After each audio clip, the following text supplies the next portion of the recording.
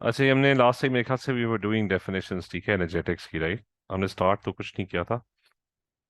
We did हमने मेरे ख्याल से A2 की डेफिनेशंस भी नहीं की थी, we just did AS definitions. तो अब इसमें ये कि we did enthalpy of formation कि भाई वन मोल कंपाउंड फॉर्म होता है अपने एलिमेंट्स से। We did enthalpy of combustion के वन मोल कंपाउंड को बर्न करो, it forms whatever it's going to form, ठीक है। It's an exothermic process. Enthalpy change of neutralization किया था, विच वाज के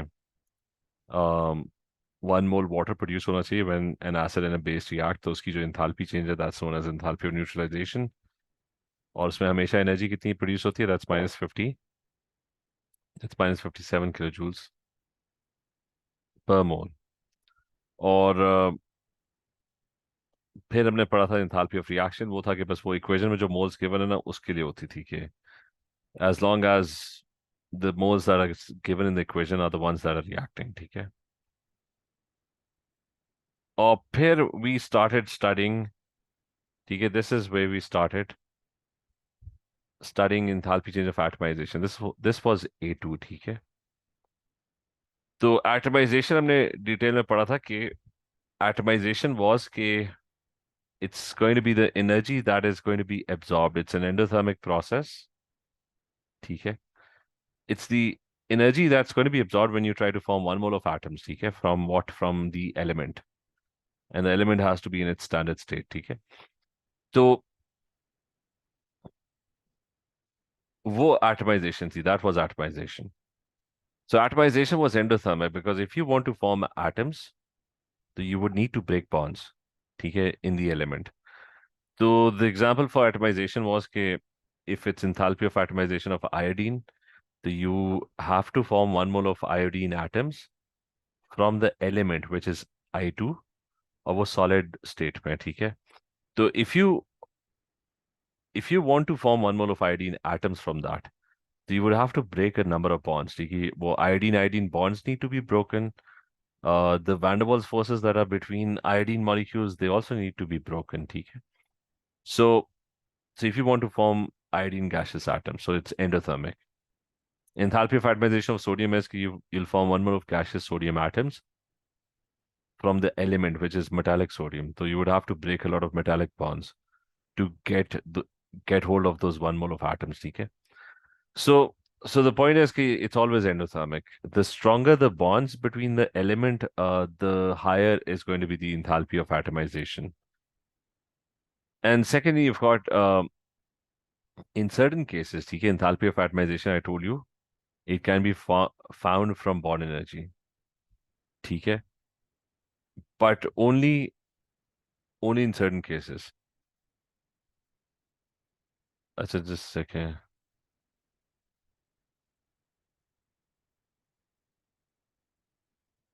अच्छा, only in certain cases. Just one second, let me.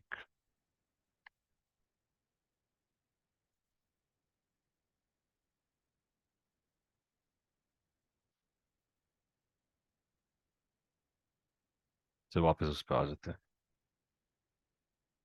अच्छा, so only in certain cases, the enthalpy of atomization can be found from Born energies. अच्छा, the problem with Born energies was that Born energy was only defined for gaseous molecules. It was the energy needed to break one mole of bonds of the same type in gaseous molecules. The enthalpy of atomization over here can only be found using Born energy, but when the molecules are gaseous. I can't use Born energies for these equations. But if I talk about enthalpy of atomization of chlorine, so it is chlorine gaseous atoms that are to be formed, that I need to form from Cl2 gaseous molecules. So in this case, I'm breaking half moles of Cl-Cl bonds.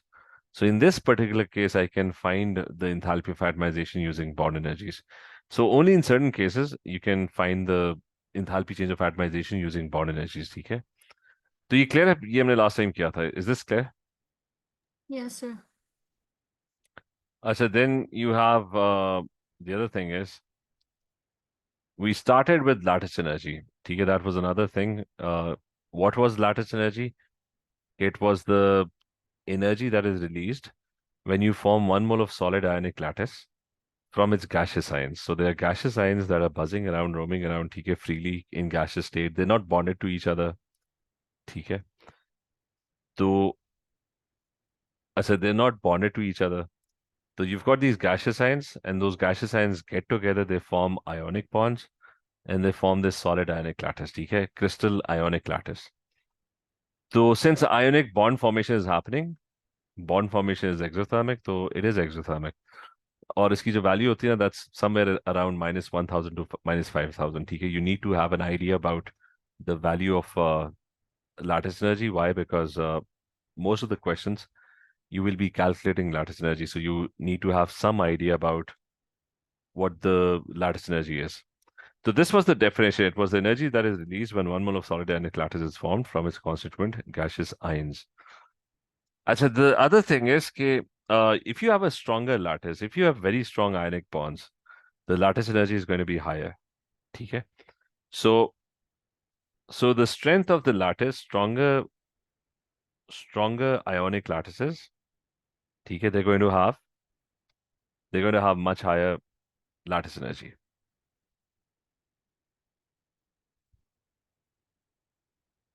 So more exothermic lattice energy.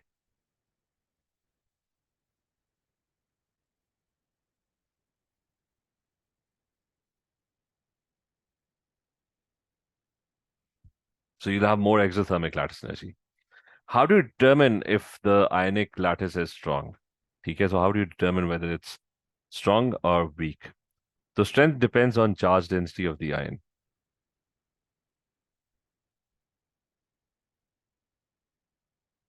Okay, since we're dealing with ions in ionic lattices, so it depends on the charge density of the ion. Remember that stronger lattices are formed if you have higher charge on the ion and you have smaller ions. Okay, so it's inversely proportional to the ionic radius. The smaller the ion, the closer they're going to be to each other, which is why they're going to be, so smaller ions are going to be closer to each other, so they're going to form stronger lattices. Higher charge on the ion, so then again, the attraction between the ions is going to be a lot stronger, okay? So it all depends on the charge density of the ion. So for example, just to just as a small exercise, okay, which of these lattices are stronger, okay? So you've got NaCl. Which one is going to be more exothermic? The lattice energy of NaCl, let's say, versus the lattice energy of KCl. So you बताओ कि which one out of the two has the stronger lattice? Okay, whose ions are going to attract each other strongly? क्या होगा anyone? Ibrahim, क्या होगा?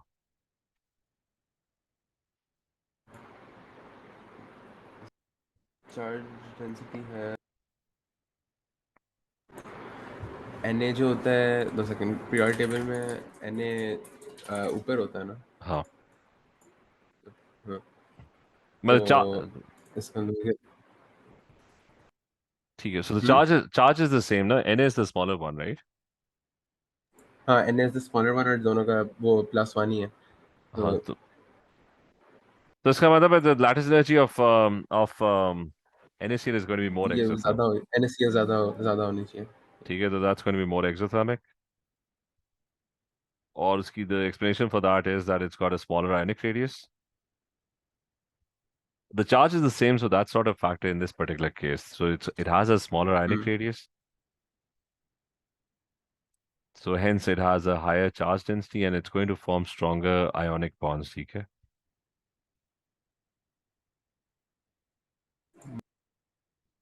So stronger ionic bonds या lattice. ठीक है, NaCl. So they're going to ask you a number of questions similar to this. एक और कर लेते हैं. We've got let's say I have aluminium oxide and I have sodium oxide.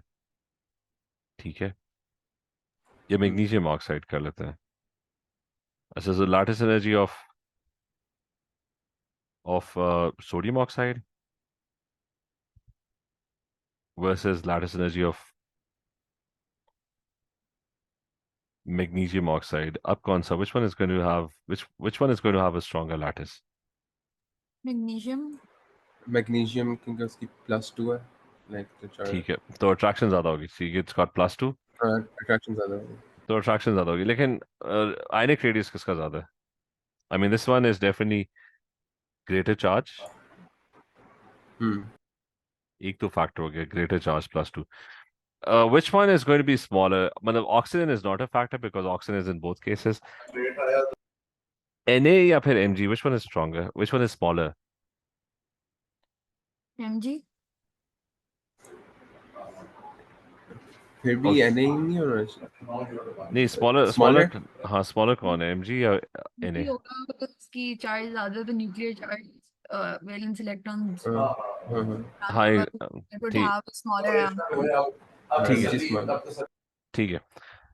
तो Mg is also going to have the smaller ionic radius as well. तो both factors, ठीक है, इस particular case में ना, both factors are contributing to the fact that it's going to have a stronger ionic lattice. Yes, I know. Sir, is it affected at all by the fact that there's two atoms of Na and only one Mg, or is it just was the charge and the stuff?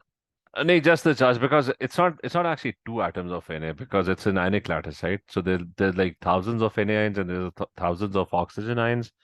Or other bina, on the other side, you've got thousands of magnesium ions, you've got thousands of oxygen ions. The formula of the ionic compound, it just tells you the ratio of the ions, okay? So that's not going to be a factor, okay?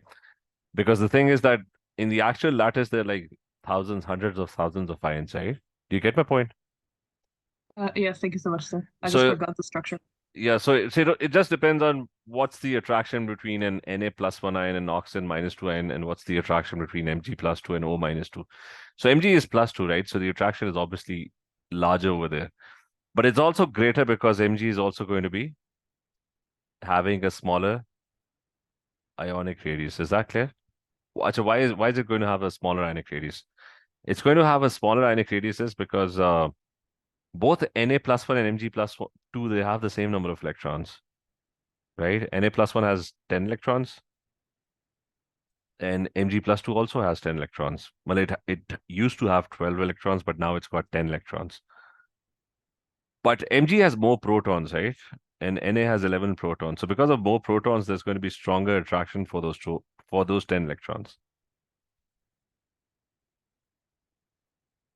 So which is why Mg is the one that's going to be smaller in size as well. So both factors are contributing factors. That the reason why it's going to form a stronger ionic lattice is that one, it's got a greater charge, and two, that it's smaller as well. So both would suggest that the lattice energy is going to be, in this particular case, the lattice energy is going to be more exothermic. Okay, is this clear? Yes, sir. Okay, more Yes. exothermic, stronger lattice.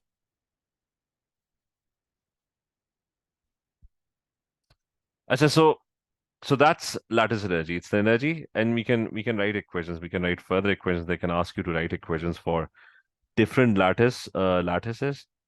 So we can just practice writing equations for a second. So for example, what could be the equation for, or the process for, the lattice energy of aluminum sulfate? I mean, just the equation, the reaction. So that is going to be that it's gaseous ions getting together to form 1 mole of ionic lattice. So you've got gaseous ions, and they join together, they form ionic bonds, and when they form ionic bonds, they form 1 mole of ionic lattice, which is going to be Al2 SO4 thrice, and that's going to be a solid. And if you balance this is going to be 2Al, and this is going to be 3 sulfate. So the enthalpy change of this particular reaction is going to be your lattice energy of aluminum sulfate. Okay, so you should know how to write the reaction for lattice energy. Okay, is this clear? Yes, sir. Yes, sir. Like let's say you've got aluminium oxide, right? So it's going to be what? Aluminium 3+ ions, gaseous, and oxygen 2- ions, gaseous. and they'll be getting together to form 1 mole of solid ionic lattice. So that will be Al2O3, and that's solid. And you're going to you have to make this 1 mole. TK, you have to be the ions could be any number of moles. TK, in this case, it's going to be 3 oxygen ions, and there's going to be 2 Al ions, and this is going to be your lattice enthalpy of Al2O3. I said one thing I mentioned in the previous class was that lattice energy, you can't measure it directly. Like it's impossible to measure it in the lab directly because it's very hard to create those gaseous ions. Well, it's impractical to actually do this experiment in the lab. Like it's like very difficult to form gaseous ions, and then it's going to be very difficult to sort of ensure that they all join up and they form ionic bonds and they form 1 mole of ionic lattice. So the reaction is kind of impractical. Like enthalpy of combustion, you can do it in the lab. Okay, there's nothing wrong. I mean, it's kind of very easy to do enthalpy. Where's enthalpy of combustion? Okay, it's kind of very easy to do enthalpy of combustion. You just burn a substance and you see what the temperature rise is when the substance gets burnt. Like you can heat water with it, okay, or something like that, and you can measure that. You can use the formula MC delta T to figure out how much energy has been released, right? So burning is not that difficult. It's like very practical. You can just burn stuff and you can calculate the heat energy that is released in a particular reaction. So that's not a problem. That can be measured directly. But calculating lattice energy directly, that's very hard. Creating gaseous ions, that's hard. Putting them together so that and ensuring that they form a proper lattice, that's even harder, right? So it's kind of impossible to actually measure the lattice energy directly by doing this process in the lab. Okay, do you get my point? Is this clear? Yes, sir. So what you do in this case is you measure it indirectly using Hess's law. So you're going to create a Hess cycle to measure lattice energy. And there's one more definition that's left. We're going to do that, which is electron affinity. Okay, and then we'll learn how to measure lattice energy using the Hess cycle. Okay, so every time it's measured using a Hess cycle, which is known as the Born-Haber cycle. So there's only one definition left, and that's electron affinity. So that's electron affinity is kind of the opposite of, it's the exact opposite of lattice energy. Okay, that's not lattice energy, it's the exact opposite of ionization energy. Okay.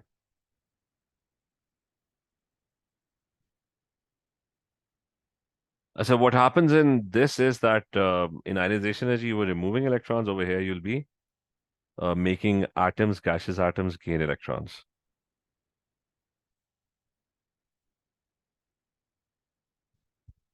So that's the electron affinity of Cl atoms. Okay, so it's going to have a particular value. Oxygen, for example, can have 2 electron affinities. You've got an oxygen gaseous atom. In total, it's going to gain 2 electrons. So it can gain 1 electron first, and then it will become oxygen -1 gaseous. So that's the electron affinity of oxygen. And then that oxygen -1 can gain another electron and it will become, I said, this one is going to become oxygen -2.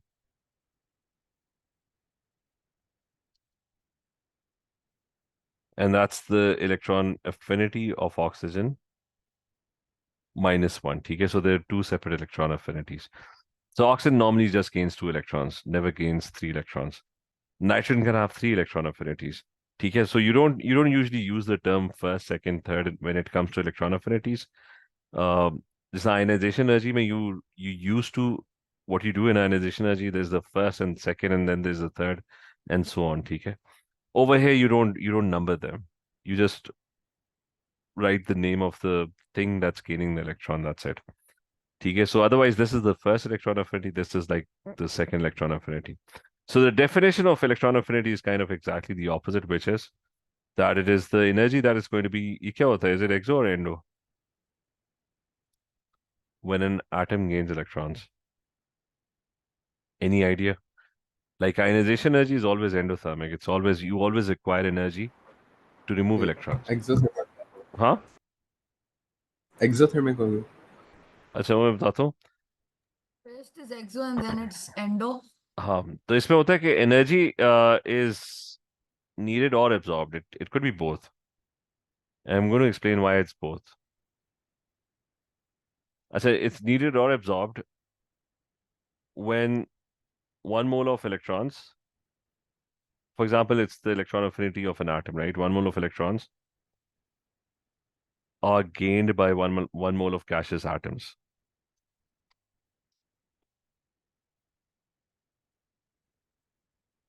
ठीक है, they're gained by 1 mole of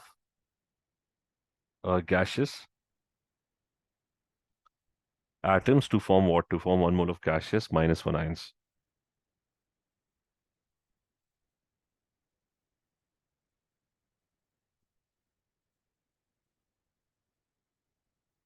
और इसमें क्या है कि it's to form 1 mole of gaseous minus 1 ions measured under standard conditions.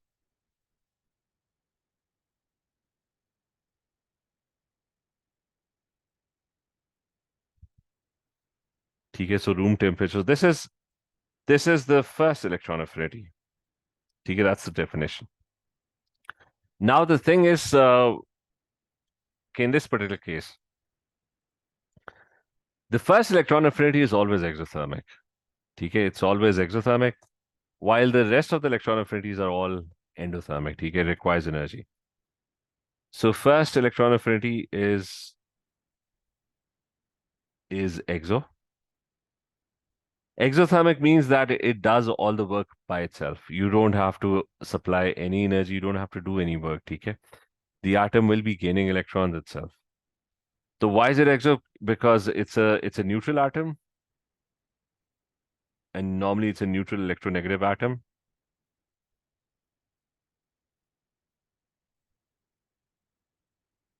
ठीक है, which attracts and gains the electrons itself.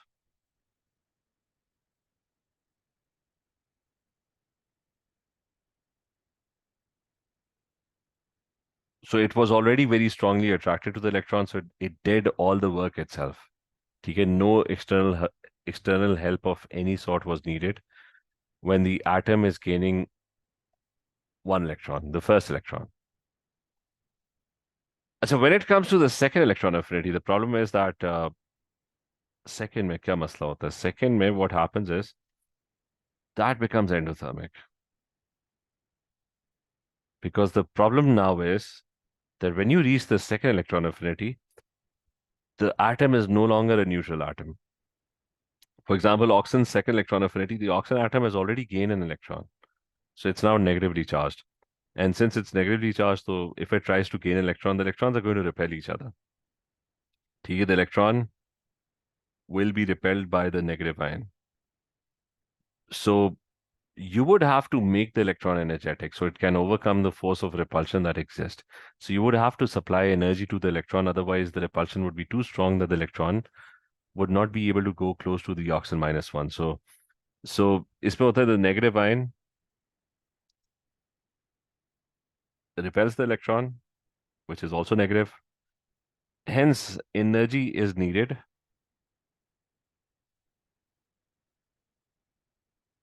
to overcome the force of repulsion. ठीक है? Is this clear? Yes. Yes, sir. And furthermore, just the subsequent electron affinities, they'll become even more endothermic. Like if it becomes oxygen minus 2, that's going to be even more endothermic. There's going to be even greater repulsion. So that's going to become even harder. Like oxygen, for oxygen, it would be impossible to gain a third electron, right? But hypothetically speaking, let's say it's oxygen minus 2 now. That's like the third electron affinity, right? So if that tries to gain electron, now you've got a much, much greater repulsion, right? Because now you've got a minus 2 ion. So the force of repulsion is going to be a lot stronger, right? So subsequent electron affinities would be even more endothermic.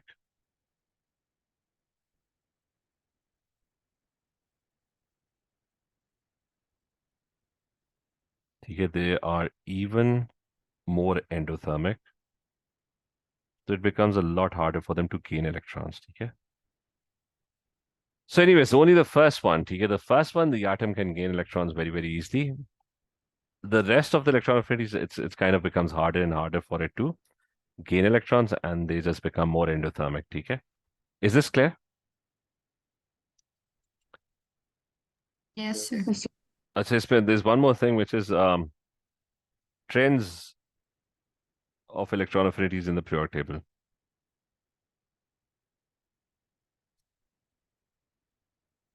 अच्छा, in the periodic table.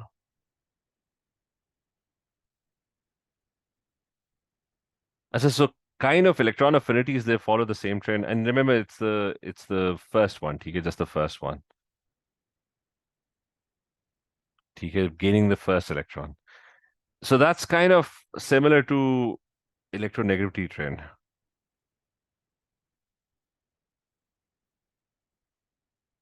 ठीक है, it's kind of similar to the electronegativity trend, which is that when you move to the right of the periodic table, the atoms will be gaining electrons a lot strongly, right? And the process is going to be even more exothermic.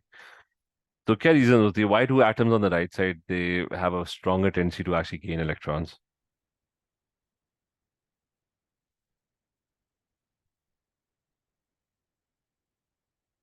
क्या होता है? Anyone any idea? Why does the electronegativity increases to the right of the periodic table? Because the nuclear charge is increasing हाँ, and the shielding effect remains ठीक है, वो तो वो ठीक constant है. negligible. Yeah. As the nuclear charge increases and your shielding kind of remains constant, ठीक है? So shielding, you have the same number of shells, but the protons are increasing, so there's more and more attraction for electrons, ठीक है? So they're going to attract electrons even more strongly, and that's why it's going to be more exothermic, ठीक है? So shielding remains constant. Distance to another, that slightly decreases when you move to the right because of the stronger nuclear charge.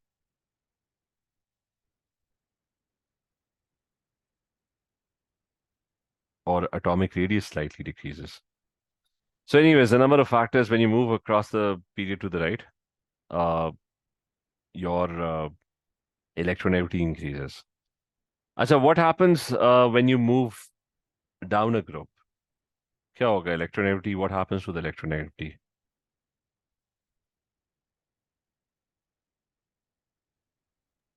It decreases because the nuclear charge relatively remains constant and the shielding effect is stronger because the electrons are being added in new shells. ठीक है. There are greater number of shells. हाँ, वही. So basically when you move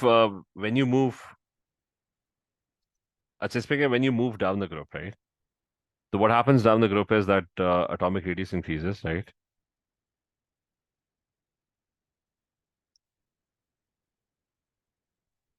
And you have so you've got a bigger atom, more shielded. ठीक है, so shielding increases. So overall, there's going to be less attraction for electrons.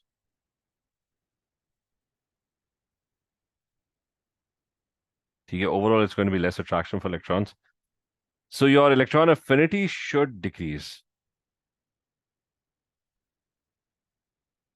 So your graph would kind of, if I draw a graph for like halogens, for example, so it should be that, for example, the first one is fluorine, and then I have Cl and Br and iodine, right? And this is electron affinity. Now, what should happen is that iodine should be I mean, it should be the least exothermic. Balki, I have to make it exothermic. Just a second. The first one is exothermic. Okay, so let me just invert the graph. Just a second. Okay, the other way. Negative values, right? So fluorine, यहाँ पे 4, 5 chlorine, bromine, and iodine. Okay, this is the fifth one. So what's going to happen is that Iodine is going to be the least exothermic. Okay, so that's this. Bromine will have a stronger attraction for electrons. Okay, these are your electronegativity values, but the negative values, okay, they're all exothermic. Bromine is going to do a lot of work. It's going to attract the electron more strongly compared to iodine, so it's going to be more exothermic, okay, compared to iodine. Chlorine is going to be even more exothermic. It's very electronegative. It's going to have a much stronger attraction to electrons. So a lot of energy is going to be released. So the trend is going to be this way, okay? Except, okay, now you're going to have an exception, which is that fluorine's electron affinity is not going to be that high. Okay, that's like an anomaly. Fluorine is not going to follow the trend. Okay? Can anyone guess why it's not following the trend? Well, लेकिन वो clear है? Is this clear? Zaina, is this clear that or rest? Okay, Zuhair clear है कि Ibrahim clear है? Yes, sir. ठीक है, so fluorine में hydrogen bonding होती है. नहीं, लेकिन we are talking about atoms gaining electrons, ठीक है? So why does fluorine basically it means that fluorine doesn't like to attract electrons. जबकि fluorine is one of the most electronegative atoms, right? So fluorine kind of, because it's less exothermic, that means fluorine is not really interested in attracting electrons. It's not doing a lot of work, okay, in attracting electrons. So the reason for this anomaly is that fluorine is such a small atom and it has so many lone pairs, okay? Fluorine is one of the smallest atoms, okay, in the periodic table. The one thing is that it's very small. And because of the small size, it's got 3 high charge density lone pairs.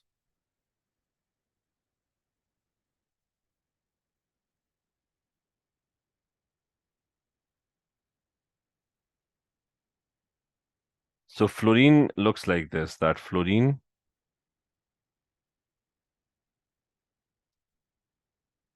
has these lone pairs. So when it tries to attract electrons, because the charge density is also very high, because it's a very small atom, right? So the electrons are like very packed together. They're very, very close to each other. So when fluorine tries to attract the electron, there's going to be a lot of repulsion. There's going to be, even though it's a neutral atom, but there's going to be significant repulsion. Okay, so the electron is repelled by its high charge density lone pairs. Is that clear? Yes, sir. Yes, sir.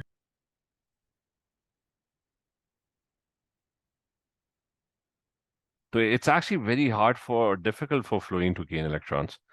So even though it's neutral, like the electron is not like coming close to it. So fluorine will not be able to do a lot of work. It's not going to be very exothermic. Actually, you would have to apply some energy so that the electron can be gained by fluorine. So even though fluorine is very electronegative, but it's like an exception.